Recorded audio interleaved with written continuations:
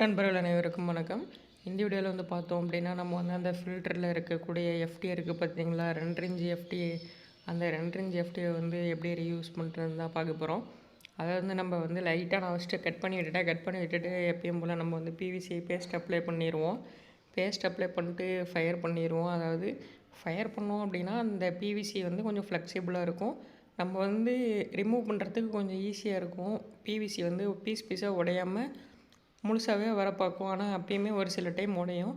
இந்த இடத்துலையும் வந்து பார்த்திங்கன்னா, நான் எடுக்கும்போது வந்து கடைசியாக வந்து பிவிசி வந்து ஒரு பிட் வந்து உடஞ்சி உள்ளே நிற்கும். அதே போல் நீங்களும் வந்து ஏதாவது ரீயூஸ் பண்ணுறீங்க அப்படின்னா, இந்த மாதிரி லைட்டாக ஒரு ஃபயர் பண்ணிட்டு எடுத்தீங்க அப்படின்னாலே வந்து பார்த்திங்கன்னா ஃபுல்லாகவே வந்துடும். அதே போல் நான் வந்து இந்த இடத்துல பார்த்திங்கன்னா, இங்கே மெயின் லைனில் இருக்க எல்லா வால்வும் வந்து ரீஒர்க் பண்ணியிருப்பேன். அதோட ஃபுல் வீடியோவும் வந்து கீழே இருக்க லிங்க்கில் வந்து மென்ஷன் பண்ணியிருக்கேன். மறக்காமல் போய்ட்டு ஸ்கிப் பண்ணாமல் ஃபுல் வீடியோ பாருங்கள்.